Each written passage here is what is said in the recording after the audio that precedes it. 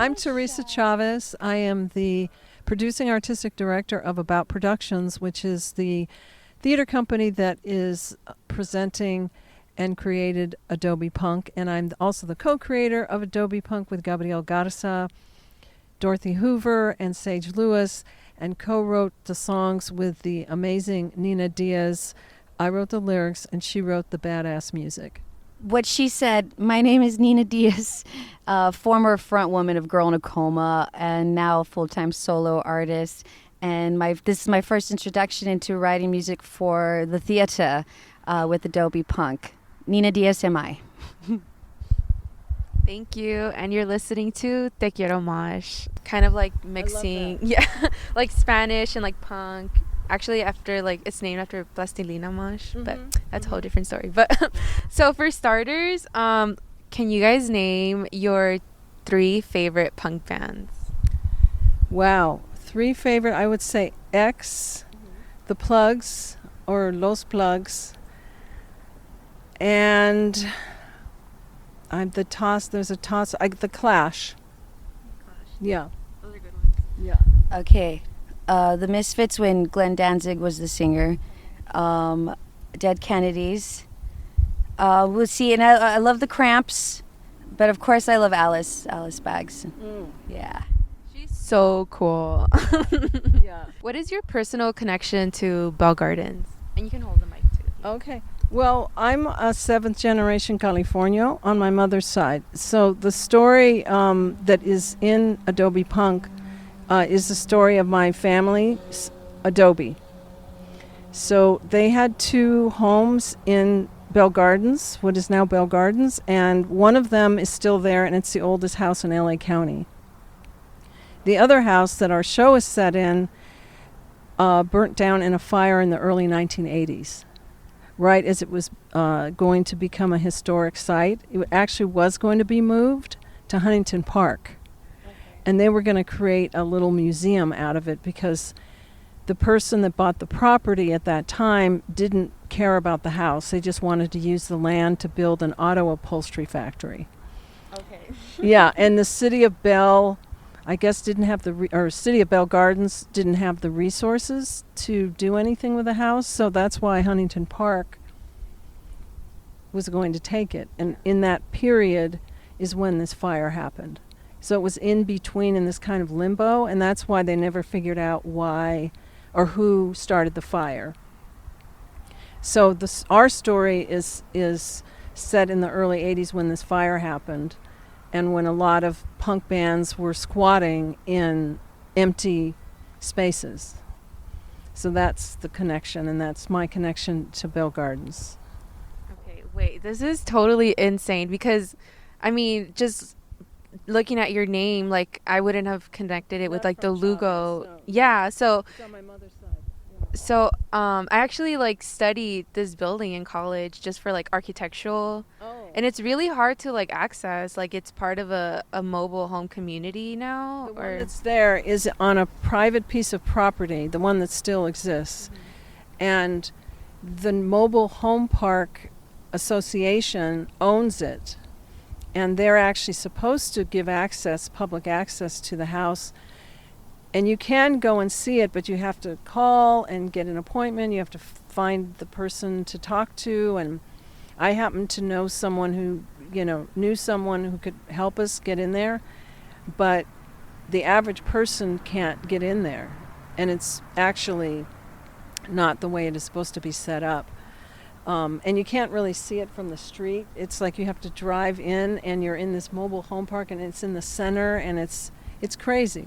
It is so crazy. I remember, because you're right. Like if you pass by the street, you wouldn't be able to see it. You'd just see a trailer park. Yeah. So when I first went, it was like late because I'm like, I'm gonna pass by, but I didn't really know that beforehand. So I was like, wait, let me go in there, and I looked through the window, and it is definitely haunted because I heard a knock back, and I was like, okay, I'm gonna go home. I had kind of an experience like that when my son and my husband went and got to go in the house.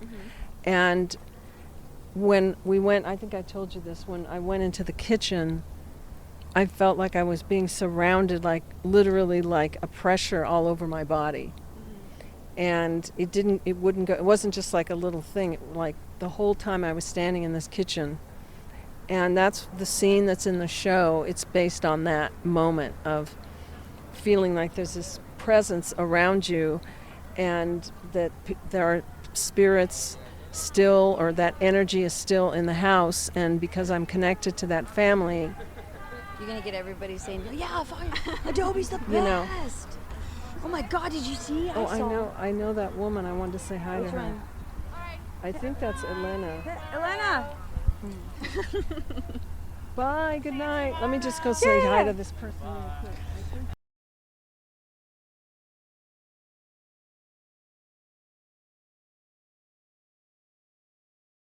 What was the first thing you thought or like felt when you were asked to be part of this project?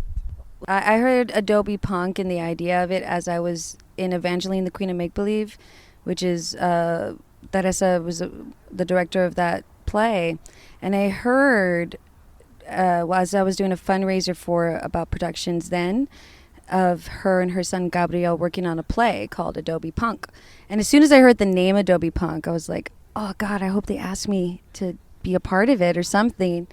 And at this time I was living in Los Angeles, you know. And so I thought maybe I could somehow tell the universe for them to ask me, and then cut to, I ended up moving back to Texas, and then the pandemic. And I would see, because I follow About Productions with their emails, and I would see that they were doing readings for Adobe Punk, and it went through many stages. It's gone through many different stages. And music became more apparent in the overall production.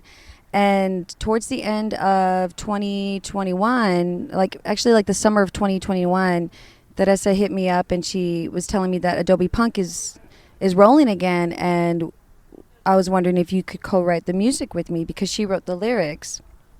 And going from my Girl in a Coma days, it's like punk is like it's like second nature to me, you know, especially if it's a 3-piece setup, and that's what the kind of setup we have here in Adobe Punk. So I mean, I was just excited because I want to do more in theater, not just act in things, but I would also like to, I want to write the next Hedwig and the Angry Inch, you know, I want to write the next Rocky Horror Picture Show. And this is perfect, like the perfect first step to accomplishing that. And I feel like this is like the sweetest way and nurturing way to be invited into the theater world as a writer, you know, like this, like Teresa, the whole team. It just, I hope that my next one is as sweet as this, you know, because it's a very high bar that I have put of how I'd like things to feel.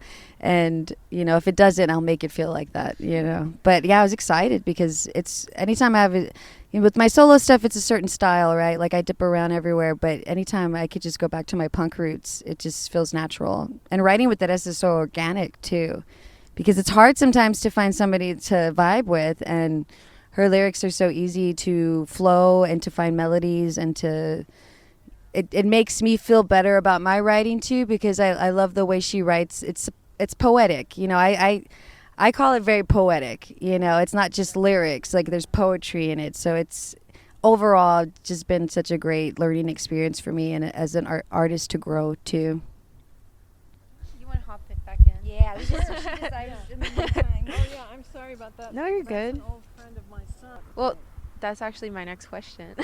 What was it like working with your son for your play? Well, it was his idea. You know, he conceived of the idea, and I immediately took to it because it basically has a lot to do with other work the company has created, and it really had this wonderful, already interesting interdisciplinary aspect to it. And when he was in college, he had said to me, I hope someday we can work on a project together. But it was just kind of like a general kind of thing. Which is rare. Nobody ever really wants to work with their mom. Or Yeah, and I was so touched at the time, like, wow, you know, that, because I could never have asked him, right? You know, it had to come from him. So, but it was, again, this sort of just general one, wouldn't that be great kind of thing. So when he brought up this idea, I thought, I could see this coming to life. I really could. So we started working on the first iteration of it, and we were both writing and exploring ideas and figuring out who these characters could be, and it was all very much a development process. And then we did these 3 readings, and then the pandemic happened, and then we went back to the drawing board and started working on pushing our ideas even further. And in a way throwing out the first draft. Some of it is still in the show, but some of it, there's stuff that's just not there at all. Yeah, like music became more a part of it. The music became a big part of it. The only lyrics that were in the first script was Not to Scale. So everything else was new. All the songs were new, and it's been inspiring working with him, and I really let him take the lead on things. Like I would write scenes, and because in the second draft, the one that is the show now, I was mostly writing the scenes, because he realized after the first draft that theater writing was not necessarily his thing. Because he's a visual artist, he's an installation artist, he's done performance, he's also a musician.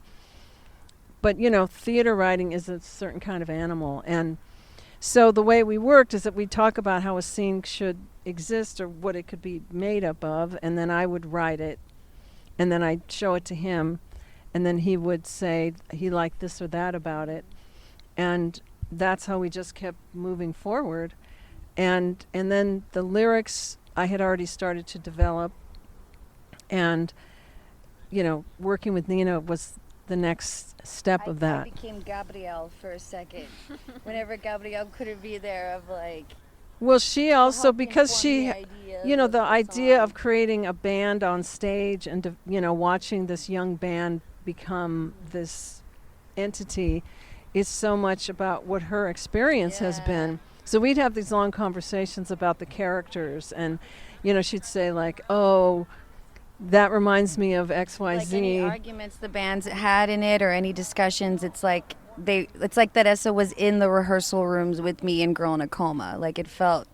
And then Gabrielle would, of course, any song that I would write, make sure that it's not approved, but it fills the vibe, the vision that Gabrielle had. It's like it was totally like a ecosystem in its own way of development to what you see now. And I'm really happy that it went through the different stages to get to this, because then I probably wouldn't have been a part of it. So I'm not glad that the pandemic happened, but I am glad that the different stages of it happened, because it's just been such a great experience overall, just to be like, I'm a music theater writer now. Like, it's cool. Yeah.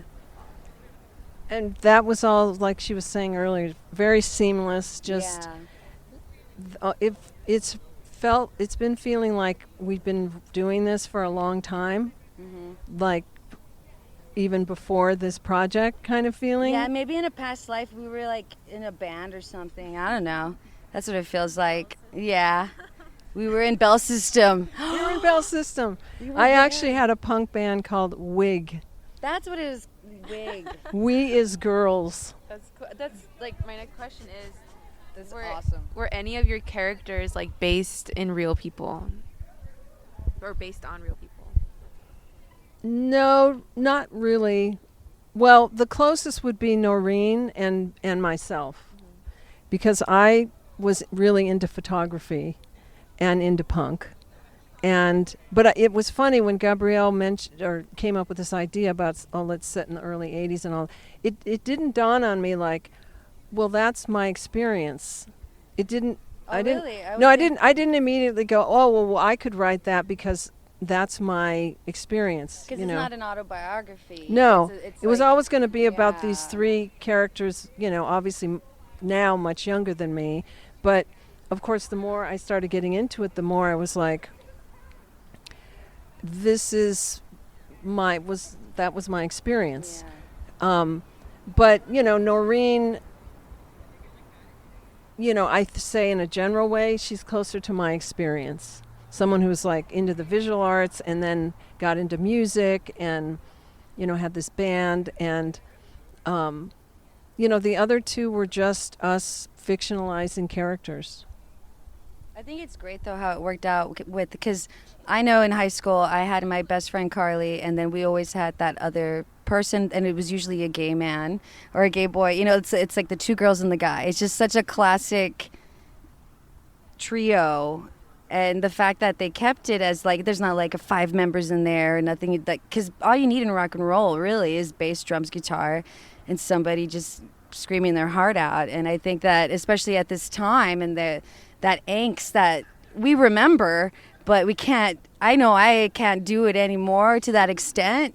I could do my own versions of it, but where it's just completely like you feel like you have nothing to lose and you're just going for it. I feel like it's totally captured in this. And it's crazy that you didn't cathartic, that's the word, right? Not the cathartic energy probably starts to seep in as you were creating it, of like, oh yeah, I'm remembering, or I have this, like I could go back to this, because I definitely felt it as I was writing the music of Girl in a Coma. Oh yeah, I was writing this, like this is me, this is a part of me, because sometimes some things happen where you push it away. So this was a nice like blowing the dust off to reclaim that power and that strength in it.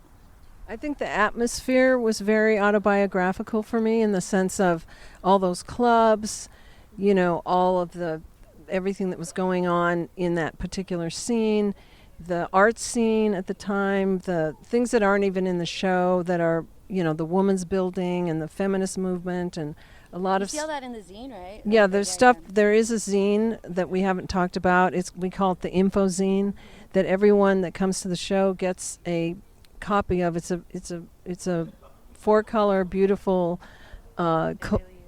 info zine that gives you all the background on the stuff that's in the show or the references that are in the show without. I really like doing something like that because it takes the onus off of the piece, the show, the theater work, from having to explain everything. Mm-hmm. So you sit down at the theater, you open up the zine, and you get background on Bell Gardens, you get background on Reaganism and squatting and the punk scene and the club scene and early California history, the Californios and the indigenous history, and how all those things are integrated into this piece. Mm-hmm. So, and the collage aspect of it as well is sort of a way in for our audience, because it's a big collage. Yeah. The infozine is, the aesthetic is collage, and the aesthetic of the set is collage. The aesthetic of the script is collage. The aesthetic of the medley at the end is a collage. Mm-hmm. So all those things are bouncing off of each other. Cool. So you kind of explained like how the play came about, but you asked her what character, Noreen. But then I know I do that all the time. I end up answering, like whenever I've done interviews, they're like, "You already answered all my questions." No, yeah, it's fine. Like I'm like, went off. Yeah, it's like I'm too. sorry. I'm happy to talk about it. Yeah. That's cool, because I'm going through my questions. I'm like, okay, that's checked off. No, but I do that all the time. But my next question is, who is your like target audience? Like, if you could describe like the one person, like your demographic, like it's a young girl or something, like how would you describe your target like audience member?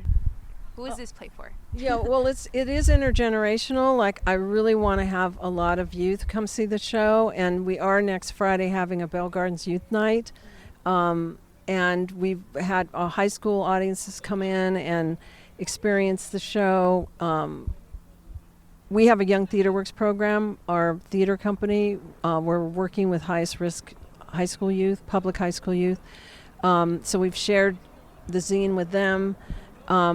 But also it's for people who were into the punk scene, so now they're older and they're aware of, they're in a way they're the audience. There they are now. They would get all the references. Yeah. They would see the albums on the set, and they would get all the Minutemen and the X references and the Alice Bag references, and Yeah. what is it? I used to do the firework thing, Maybe those are black cats. They could be those They're dead. If you were shooting them, they're dead. Yeah, you've done it. Okay. They ain't coming back. So I forgot what we were talking about. the target like audience, target and then audience. Did Belle. I answer that? We also have, because we're a theater company, we have people who want to come see theater. We also don't own our own theater, so we produce all over LA County. Obviously, right now we're at Plaza de la Raza in Lincoln Park, which is kind of central to our audience because our audience is more of a quote unquote East Side audience. So it's definitely not a West Side audience. Our company, our audience generally, our base is really more on the East Side. We also pull people from the San Gabriel Valley as well.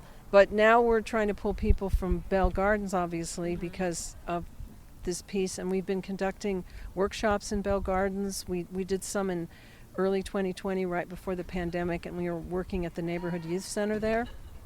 And we also just did a set of workshops a few weeks ago there. Cool. Yeah. I guess my next question would be for Nina Diaz. Like, how is writing for a play different than writing for an album? Well, the first part of this is I actually had somebody to write with, like, because usually with all the albums I've been the one that writes all the music and the melodies, and I like it, because like I said, it is really difficult to find somebody. I mean, if you really, really want to vibe with someone, it's hard. If you're just writing, it's like, whatever, I'm gonna make this work. But I'm a Pisces. I want the emotion. I want to feel a connection, and it's really rare. And with it being punk music, I love it because it comes second nature, and it helps me to see that all you need is those power punk chords too. Like any song you listen to, you could always turn it into a punk song. And like covers that I do, to give that twist to it, you just put the power punk chord, because there's only so much you can do on the guitar, right? But once you put that power punk chord, it's like Selena Si Una Vez, when we did our version of it, you punkify it, So I'm glad. I mean, I wish it was like a full-on musical, because I would totally be all about it. But it's like, oh, it is kind of a musical. So it was like 5 songs total, including the medley, which is like pieces of it. And I was like, please let me do a medley at the end. Like, I so wanted to do a medley because they were tossing around the idea of what the one last song, of how it should be. And I was like, no, let me do a medley. It's going to be cool, And I'm really glad that she gave me creative freedom to try things out. And I don't know what else to say except of bye. I don't know what else to say except of how. Make sure you get that in there. Yeah, the security. That was security, who is a cool guy, but you got to leave on time. Like, it was very painless, because right now that's what I'm all about, is having fun creating again, learning new things, getting outside of my comfort, and knowing that it doesn't have to be the end of the world, or you have to feel like you have to get things right the first time. And just all of the big chunk of my earlier part of my career, like it's like a refresher of, you can actually love what you're doing, and it's your job, and not feel shitty about loving what you're doing, because in the past I think, oh, you're an adult, this is your job, you hate your job. But I catch myself and I'm like, I love what I'm doing, and it's a new thing to change now for my generation and for my kids one day, to show them, like, you don't have to be annoyed after a work day. You don't have to be like, oh, my boss, blah, blah, blah. I'm like, my boss is pretty cool. Like, Theresa is my boss right now, and this is like really cool opportunity for me to continue to grow. And like I said earlier, I don't think of myself as a boss. Yeah, but because like, and it just felt so natural to be like. Yeah, like it was more like collaboration. And to we be had deadlines, and there was that kind of thing. To be mindful, because like any other artist, I'm sure. I mean, I had my time back in the day, but it's like, I'm making this music, I have a vision. Like, even though they were asked to do it, they're like, but it's mine. Like it just felt so natural for me to be like, I'm writing it, but it's your vision at the end of the day. I'm just a vessel of grabbing what I know as punk, of what I've been doing as a writer. But at the end of the day, I'm part of the vision. It's not mine. It's the writers, and that I'm glad that this is the kind of working environment where it felt easy to be like that. I didn't feel like, oh, I'm not being heard. I'm not, they don't care. Like, they just want music. They just need this turned in. Like, it felt like I'm a part of a team, like, because it is. You and Gabriel are like the head honchos, you know what I mean? Like, and it's like out of respect. It's, it's something where I was able to see, number one, I can have fun doing this. Number two, all the music world and creative world is not lost. Like, there's good people out there still. And I'm glad that this has refreshed my view on it and continuing to work in this kind of atmosphere too. And speaking of like work, aside from writing, did you have to teach the cast how to play, or did they come like fully power chord? The whole process, yeah. Yeah. So we started casting in December. We were hoping to find 3 actors who either had played the instruments that we have in the show, or ultimately, which is what we ended up getting, was 2 of the 3 had to commit to learning to play those instruments. So our drummer was learned the drum kit from scratch. Okay. He had done a lot of beatboxing and, different musical type things in different plays, but he'd never played the drums. And, and he's Mexican American, he's Chicano. Well, he's not Chicano. I'm not sure what Isaac Cruz is actually. He's from the East Coast, but everyone's Chicano, right? Chicanx. But he was so committed to wanting to learn to play, and he's a great actor. So I was like, great, let's do it. So he had to take lessons, and then my husband Jorge, who plays drums for me, Jorge Alberto Gonzalez, who plays drums for me, and he gave Isaac lessons through Zoom, because Isaac did some Guitar Center lessons, but that's like one way of doing it, right? Like, I'm really glad that Jorge was able to know, okay, this is exactly what you're trying to get up, like, ready for. And writing the drum beats, Isaac just took it. He just took it. Like, even today, like, I'm like, dude, like, because especially the song Not to Scale that he sings and plays drums, and it's already a hard thing to do as it is, like, to sing and play drums. So I kind of try to simplify some parts, but he's like, I got it. Like, so I was doing really simple, like, Meg White kind of playing drums, and he's like a real drummer, just to see him grow, and Giselle as well, because Giselle had some guitar experience, and I gave her some tips. Bass player. Yeah, the bass player. I gave her some tips, and then Karis already packaged, ready, delivered, It's just getting that punk attitude out in her, and she takes it on naturally, it's funny, like Ilka from Fly PR, right?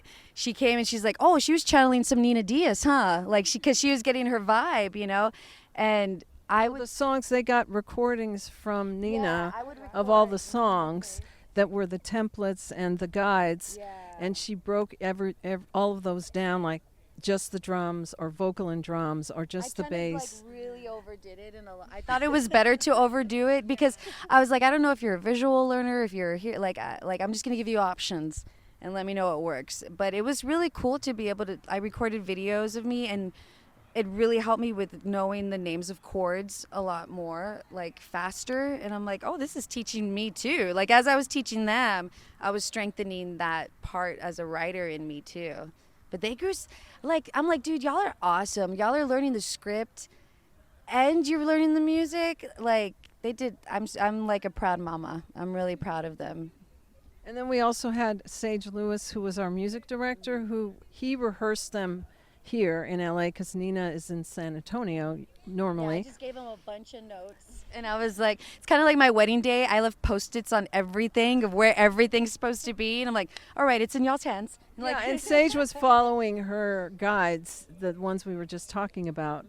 But he also helped to coach them. Yeah, he molded it into a band. Like, he filled in those little, and that makes sense. He did the soundscape and the, he helps to, those little things that are missing, he helps to, like, put it right in place. So he did a really great job of making them a band.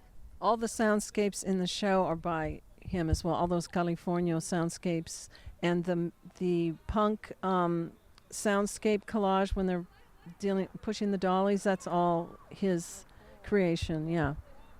Okay. Play touches on the history of California, and you are a eighth generation. Yes, I'm seventh and Gabriel's eighth. Oh, okay. Yeah. What does that mean to you, and why is it important to like mention and share that history of California, Mexico, and like Native America?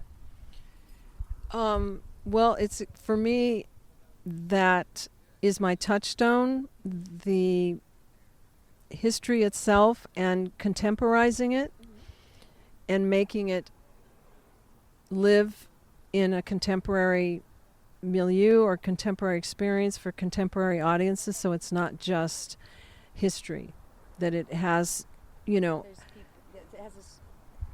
relatable now. Like it has, like there's real people that exist. It's not just something in a museum. Like exactly, and it's sort of, because I'm seventh generation, and I discovered that when I was really young, and I realized that I was going to have to be the keeper of the history. And I realized that literally when I was in first grade. And so I didn't know how that was going to manifest itself. Also, my mother was a Californio. That was her identity. She grew up like with the California families. They still hung out together, even though they all they didn't have anything that they had prior. They had the culture, and they would share that, and they would get together, and they'd share songs and dances, and they would actually hang out at the house on the weekends. They would come to that house and hang out, and so I was just always really into it, digging it out. And like I said, I didn't know how it was going to manifest until I wrote my first piece called El Real or El Real, that we're going to actually remount next year, that explores identity and all the different identities that make up a Latina, and which is indigenous, mestiza, and whatever other elements of it. For me, it's Californio. My father's Mexican American, born on the border in Ajo, Arizona. So he's Mexicano, first generation Mexican American, but raised in LA. So I have that going on. We all have something a little different. If we're Latinas, but for me, the recognition of my indigenous root is really important, and you can see that in Adobe Punk, and it's been in other pieces as well. So it's partially tapping into my core, my spiritual core, my artistic core, and in a sense, my intellectual core. It's just part of who I am.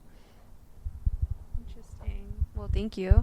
My next question is bringing Bell Gardens to today and all of Southeast LA. Are you both familiar like with the area today? And if so, like what are your favorite like places to hang out or places you might have discovered that are new to you? All I know is what Theresa teaches me. I'm from San Antonio. I'm in Texas. Yeah, I know, but I do know more about California, than I do of San Antonio. Like I'm learning. I'm like, there is similar history. The Southwest. It's all slightly different. Like the New Mexico history is a little different than Texas, than California, but because there's a lot of similarities. Some people leave from San Antonio area. Some of them ended up going to California, right? Like, that I'm not sure. I feel like because when I was researching conjunto, because my grandfather played in conjunto bands when he was, like he. I feel like when I was researching the music too, and a lot of the musicians ended up going to California. I didn't know that. Yeah, that's what I was like. Conjunto is German and Texas, that Spanish, German, Mexican, all of that together. I'm sorry, I forgot the question all of a sudden. Bell Gardens. The Southeast LA. So I was raised in Monterey Park, which is not Southeast LA, but it's close. It's kind of that swath that's like Commerce, City of Industry. It's right next to Monterey Park, Montebello, you know, and then going, you know, Maywood, Bell Garden. So we would come to to those areas when I was a kid growing up, and just hang out and at parks and just, you know. But as I got older, I did it less and less because that was mostly like a family thing. But it was always close to my heart because of the whole California connection.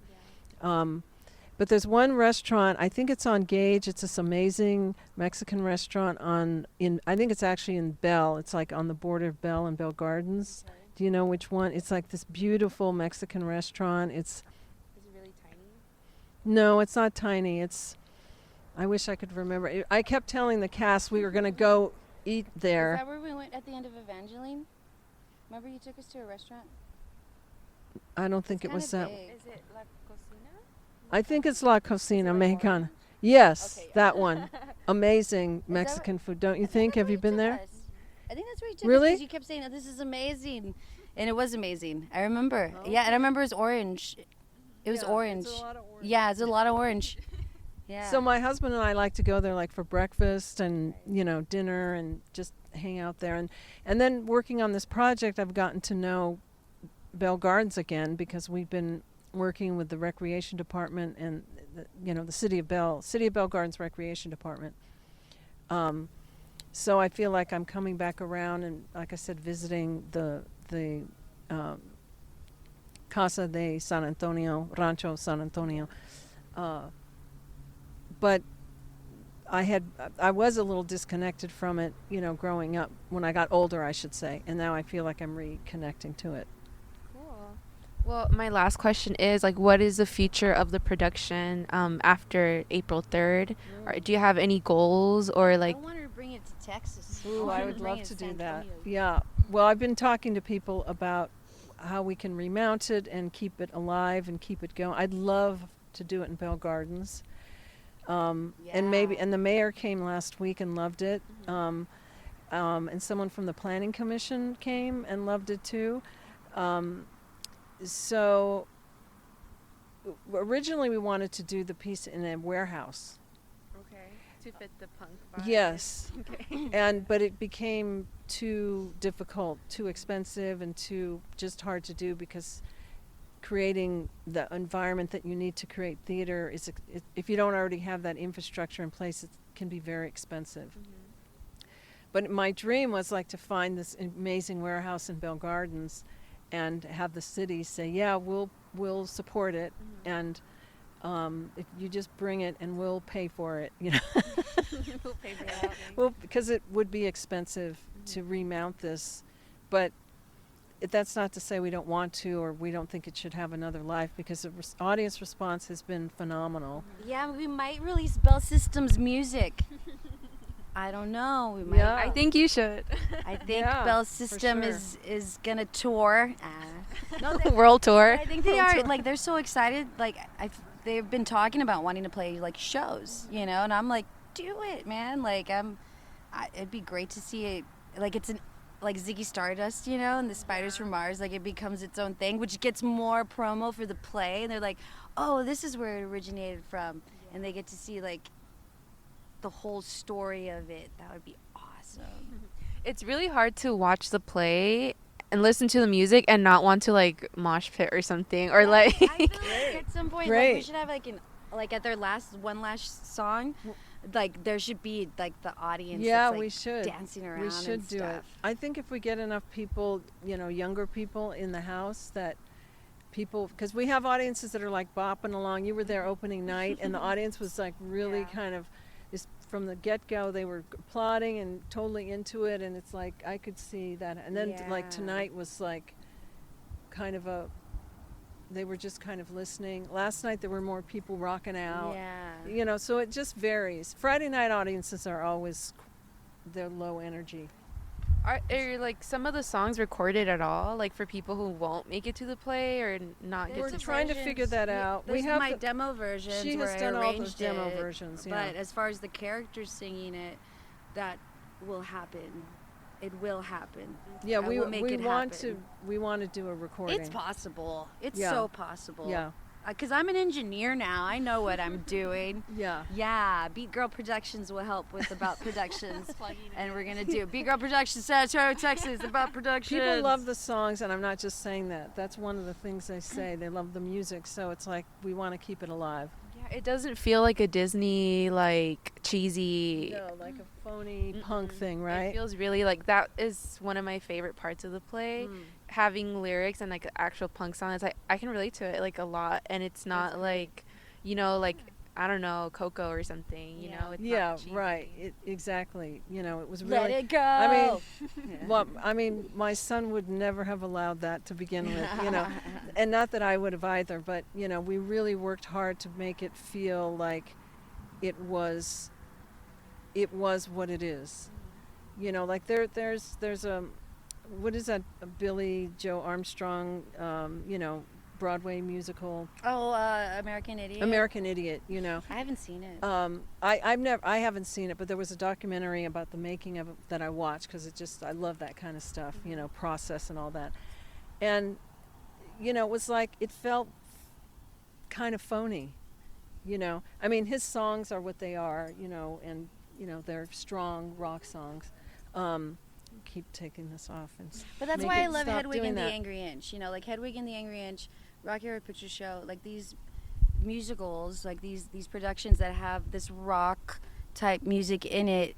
It doesn't feel cheesy. It doesn't, like, that's what I wanted to keep in mind too of doing this, even with the medley, because with One Last Song, you know, listening to slower ballady punk songs, like that's what I was listening to of, like, I don't want it to be too like let it go, you know, but yeah, it's its own version of, like, here's a punk version of the ballady type, starting off slow, building up to the end. Because as soon as, like, they do their one, I wanna, it's, if you were to speed that up, which we do at the end, it's like, oh, you can see where this is going. Yeah, and even when it hits right into the, like, when it hits that note, like, even when I wrote it, I was like, oh, it makes me sad. Because it's one last song, you know, and then it kicks into the medley. It's like when you fall in the pit and somebody picks you up and you go right back to moshing. Like, that's what I wanted it to feel like as well with the medley. And the way they play it, too, it just feels like a punk, like you're watching a punk. And it's also a very West Coast thing, you know, L.A., West Coast. It's not an East Coast piece. Yeah. And that was something that we were very influenced by. I mean, I grew up here. I lived that experience. It's like, it wouldn't be anything except that, you know, and the same with Gabrielle. And Nina has that vibe, being a Southwest girl, Southwest gal. The California, maybe in past life we were here rocking out in California, because I definitely feel like my connection and roots here. Well, that's how we met. She worked on our Evangeline, the Queen of Make-Believe project, which featured the Los Lobos songbook of Louis Perez and David Hidalgo. And Louis Perez co-wrote the piece, Evangeline, the Queen of Make-Believe, with Rose Portillo and I. And that was set in 1968 about a young girl who is a devoted daughter, East LA devoted daughter by day, and a West Hollywood go-go dancer by night. Okay. And she's just out of high school. It's 1968, and she wants to become a go-go dancer. And at the same time, her brother's still in high school, getting involved in the movimiento, the Chicano movement, and the walkouts, the student walkouts. So without going too much into it, there's a band in the show, and Nina was our lead singer in the band. She was the lead guitarist and the lead singer, and it was a three-piece band, just like this three-piece, actually. And she was living in L.A. at the time, and that's why we connected, and she wanted to be in a theater piece. Yeah, I was telling her when like she asked me how I felt about being asked to do Adobe, and I was like, when I heard them talking about Adobe Punk, I was like, please ask me to do something in it. Like, it's so up my alley, just something. I want to be a part of it somewhere, like saying it with my eyes and my soul, and then cut to finally I got the call. I was like, yeah, I'll do it, I guess, whatever. Yeah. I think I can clear my schedule. Let me check. And like, oh, yeah, she asked me. Yeah. No, but for real, it was... Yeah, because when we were doing in 2019, Evangeline, we were already developing Adobe Punk. Okay. Yeah. Because it takes 2 years. Now you want to do something set in the 90s. Oh, my God. Okay. I'm all over that. I love that. the 90s like version of Adobe Punk. Adobe Pop or something. Adobe Power Pop. Grunge, man. Gotta get the grunge. True. Well, that's the end of my interview. It was really lovely. It was Yeah. wonderful. Thank you. Thank you for asking us. We Yeah. really